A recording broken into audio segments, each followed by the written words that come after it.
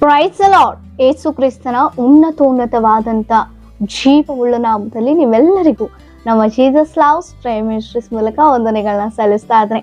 ದೇವರು ಏರ್ಪಡಿಸಿಕೊಟ್ಟಂತ ಈ ಮತ್ತೊಂದು ನೂತನ ದಿನಕ್ಕಾಗಿ ಕರ್ತನಿಗೆ ನಾವು ಮಹಿಮೆಯನ್ನ ಸಲ್ಲಿಸುವವರಾಗಿ ನಮ್ಮ ಮೇಲೆ ತನ್ನ ಅಪಾರವಾದ ಪ್ರೀತಿಯನ್ನಿಟ್ಟು ತನ್ನ ಉದ್ದೇಶವನ್ನು ನೆರವೇರಿಸಬೇಕೆಂದು ದಿನವನ್ನು ಒದಗಿಸಿಕೊಡುವಾಗ ಈ ದಿನ ದೇವರು ನಮಗಾಗಿ ಏರ್ಪಡಿಸಿಕೊಡ್ತಾ ಇರುವಂತಹ ವಾಗ್ದಾನ ವಾಕ್ಯವನ್ನ ನಾವು ಧ್ಯಾನಿಸೋಣ. ಎಫೆಸದವರಿಗೆ ಬರೆದ ಪತ್ರಿಕೆ 4ನೇ ಅಧ್ಯಾಯ 6ನೇ ವಚನ. ಆತನು ಎಲ್ಲರ ಮೇಲಿರುವವನು, ಎಲ್ಲರ ಮುಖಾಂತರ ಕಾರ್ಯ ನಡೆಸುವವನು, ಎಲ್ಲರಲ್ಲಿ ವಾಸಿಸುವವನು ಆಗಿದ್ದಾನೆ. ಆಮೇನ್. ದೇವರಿಗೆ ಸ್ತೋತ್ರ. ನನ್ನ ದೇವರು ಸರ್ವವ್ಯಾಪ್ತಿಯಾಗಿ ಇರುವಂತ ದೇವರು, ಎಲ್ಲ ಸ್ಥಳಗಳಲ್ಲೂ ಇರುವಂತ ದೇವರು, మరి ಮುಖ್ಯವಾಗಿ ಎಲ್ಲರಲ್ಲಿಯೂ ಇರುವಂತ ದೇವರಾಗಿದ್ದಾರೆ. ಹಲ್ಲೆಲೂಯಾ, ಆಮೇನ್. ಮನುಷ್ಯರು ಅವರು ಆ ಜಾತಿ, ಈ ಜಾತಿ, ಆ ಕುಲದವರು, ಆ ಮತಸ್ಥರು ಎಂಬುದಾಗಿ ನೋಡ್ತಾರೆ. ಆದರೆ ದೇವರಿಗೆ ಮತ ಕುಲ ಭೇದಗಳಿಲ್ಲ. ಎಲ್ಲ ಮನುಷ್ಯರು ಈ ಪ್ರಪಂಚದಾದ್ಯಂತ ಇಡೀ ಲೋಕದಲ್ಲಿ ಸರ್ವ ಲೋಕದಲ್ಲಿರುವಂತ ಪ್ರತಿ ಮಾನವನಿಗೋಸ್ಕರ ತನ್ನ ಪ್ರಾಣವನ್ನ ತ್ಯಾಗ ಮಾಡಿ ತನ್ನ ರಕ್ತವನ್ನು ಸುರಿಸಿ ಎಲ್ಲರನ್ನು ಕೂಡ ತನ್ನ ಮಕ್ಕಳನ್ನಾಗಿ ಮಾಡ್ಕೊಳ್ಬೇಕು ಆಸೆ ಇರುವಂತ ದೇವರು. ಅದಕ್ಕೋಸ್ಕರವಾಗಿಯೇ ಎಲ್ಲ ಮಾನವರಿಗೋಸ್ಕರವಾಗಿ ತನ್ನ ಪ್ರಾಣವನ್ನ ಬಲಿಯಾಗ ಮಾಡಿ. ಆಮೇನ್. ನಿಜವೇ, ಎಲ್ಲರ ಮೇಲಿರುವ ಆತನು ಆತನೇ, ಎಲ್ಲರ ಮುಖಾಂತರ ಕಾರ್ಯ ನಡೆಸುವ ಆತನಂತೆ. ತನ್ನ ಮಕ್ಕಳಿಗೆ ಏನು ಬೇಕೋ ಏನು ಬೇಡವೋ, ಯಾವ ಅಗತ್ಯತೆಗಳಿದೆಯೋ, ಯಾವ ಸಂದರ್ಭದಲ್ಲಿ ಅವರಿಗೆ ಅಗತ್ಯತೆಗಳು ಅವಶ್ಯಕತೆಗಳು ಏನ್ ಬೇಕೋ ಅದನ್ನ ಒಬ್ಬೊಬ್ಬರ ಮುಖಾಂತರವಾಗಿ ದೇವರು ಆ ಕಾರ್ಯವನ್ನ ನಡೆಸ್ತಾರಂತೆ. ಆಮೇನ್.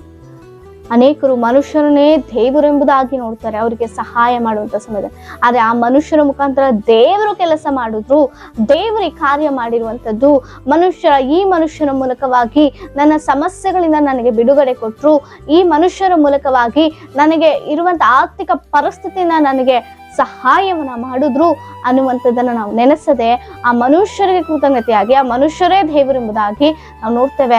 ಅದರ ಹಿಂದೆ ಕೆಲಸ ಮಾಡಿರುವ ಆತನು ನನ್ನ ಕ್ರಿಸ್ತೇಸು ಎಂಬುದಾಗಿ ಅನೇಕರು ಗುರುತಿಸಿಕೊಳ್ಳದೆ ಕೃತಜ್ಞತಾ ಸ್ತುತಿಯನ್ನ ಸಲ್ಲಿಸದೆ ಅನೇಕರು ಜೀವಿಸ್ತಾ ಇದ್ದಾರೆ. ಆದರೆ ನಾವು ನೆನೆಸ್ಬೇಕಾಗಿರುವಂಥದ್ದು ಒಂದೇ, ಆತನು ಎಲ್ಲರನ್ನ ಪ್ರೀತಿಸ್ತಾ ಇರುವಂತ ದೇವರು.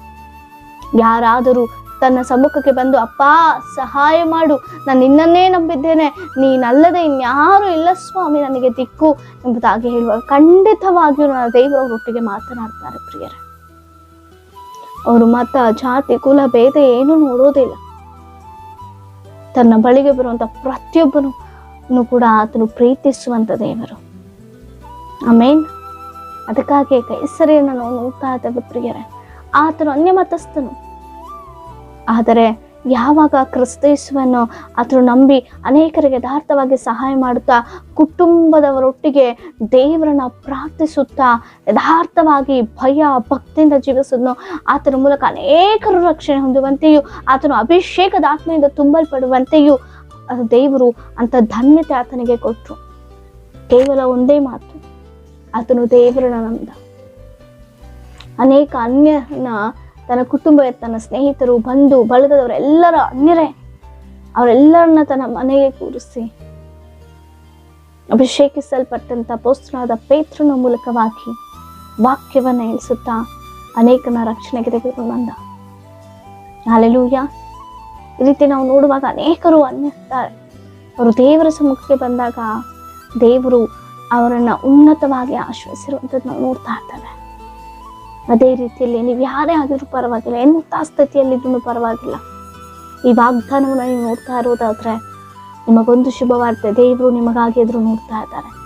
ಒಂದು ಬಾರಿ ಬಂದು, ಅಪ್ಪ ನಾನು ನಿನ್ನ ಮಗಳು ಸ್ವಾಮಿ, ನಾನು ನಿನ್ನ ಮಗನು, ನೀನಲ್ಲದೆ ಇನ್ಯಾರೂ ಇಲ್ಲ ಸ್ವಾಮಿ, ನಾನು ನಿನ್ನನ್ನೇ ನಂಬಿದ್ದೇನೆ, ನಿನ್ನನ್ನೇ ನಿರೀಕ್ಷಿಸಿದ್ದೇನೆ, ಇದುವರೆಗೂ ನಾನು ಲೋಕಸ್ಥರನ್ನ ಲೋಕವನ್ನ ಅಪ್ಪ ನಾನು ನಂಬಿದ್ದೆ, ಅವರೆಲ್ಲರಿಂದ ಕರ್ತನೆ ಅಪ್ಪ ನಾನು ಮೋಸ ಹೋಗಿರುವುದಂತೂ, ನಿಮ್ಮ ಪರಿಸ್ಥಿತಿಗಳು ಇಕ್ಕಟ್ಟಾದ ಸ್ಥಿತಿಯಲ್ಲಿ ಇರ್ಬೋದು, ನಿಮ್ಮನ್ನೆಲ್ಲರೂ ಬಿಟ್ಟು ಹೋಗಿರ್ಬೋದು, ಅರೆ ಒಬ್ಬರು ನಿನಗಾಗಿ ಎದುರು ನೋಡ್ತಾ ಇದ್ದಾರೆ.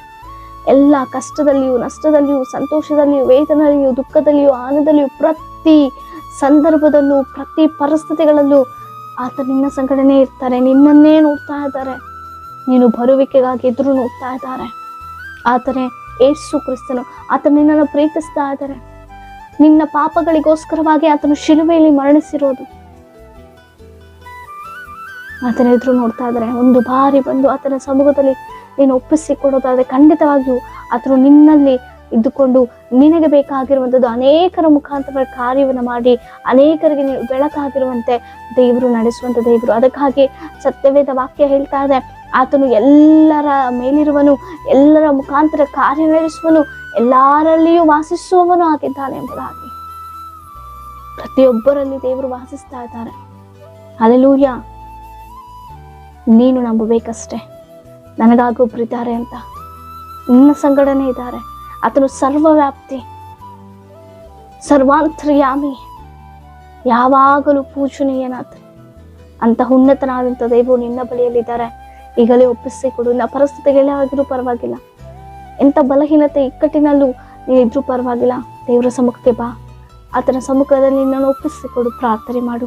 ಖಂಡಿತವಾಗಿಯೂ ನನ್ನ ದೇವರು ಯಾವಾಗಲೂ ನಮ್ಮ ಪ್ರಾರ್ಥನೆ ಆಲಿಸುವಂಥ ದೇವರ ವಾಕ್ಯದ ಮೂಲಕ ನಿಮ್ಮೆಲ್ಲರಿಗೂ ಒಂದು ಬಿಡುಗಡೆ ಕೊಟ್ಟು ಆಶೀರ್ವಾದದಾಯಕವಾದ ಜೀವಿತವನ್ನು ಒದಗಿಸಿಕೊಟ್ಟು ನಿಮ್ಮನ್ನು ಬಲಪಡಿಸಿ ನಡೆಸಲಿ. ನಿಮ್ಮ ಏನೇ ವಿಜ್ಞಾಪನೆಗಳಿದ್ರು ನಮಗೆ ಕಮೆಂಟ್ಗಳ ಮೂಲಕ ತಿಳಿಸಿಕೊಡಿ. ನಿಮಗಾಗಿ ನಾವು ಪ್ರಾರ್ಥಿಸೋರಾಗಿದ್ದೇವೆ. ಪ್ರಾರ್ಥನೆ. ಪರಿಶುದ್ಧರ ಅಂತ ದೇವರಿಗೆ ಸ್ತೋತ್ರ. ನೀನೆಲ್ಲರಲ್ಲಿಯೂ ಅಪ್ಪ, ಎಲ್ಲರ ಮುಖಾಂತರವಾಗಿಯೂ ಎಲ್ಲಾ ಸ್ಥಳಗಳಲ್ಲಿಯೂ ಅಪ್ಪ ನೀನು ವಾಸಿಸುವಂಥ ದೇವರು ಕಾಗಿ ಸ್ತೋತ್ರ. ಅಪ್ಪ, ಈ ವಾಗ್ದಾನ ನೋಡ್ತಿರುವಂಥ ಪ್ರತಿಯೊಬ್ಬರು ಯಾರೇ ಆಗಿರ್ಬೋದು ಕರ್ತನೆ, ಇದುವರೆಗೂ ನಾನು ನಂಬದೇ ಇರುವಂಥವ್ರಾದ್ರೂ ಕೂಡ ಕರ್ತನೆ, ಅವರೊಟ್ಟಿಗೆ ನೀನು ಮಾತನಾಡುವುದಕ್ಕಾಗಿ ಸ್ತೋತ್ರ. ನಿನ್ನ ಸಮ್ಮುಖಕ್ಕೆ ಅವರು ಬಂದು ಪ್ರಾರ್ಥಿಸಿ ನಿನ್ನಲ್ಲಿ ಕರ್ತನೆ ನೆಲೆಗೊಳ್ತಿರುವುದಕ್ಕಾಗಿ ಬಂದನು. ಈ ವಾಗ್ದಾನ ನೋಡ್ತಿರುವ ಪ್ರತಿಯೊಬ್ಬರನ್ನ ಆಶೀರ್ವದಿಸು, ಬಲಪಡಿಸು. ಯೇಸುವಿನ ನಾಮದಲ್ಲಿ ಬೇಡಿ ಹೊಂದಿದ್ದೇವೆ ಜೀವಳ ಪರಲೋಕದ ತಂದೆಗೆ. ಆಮೇನ್. Praise the lord.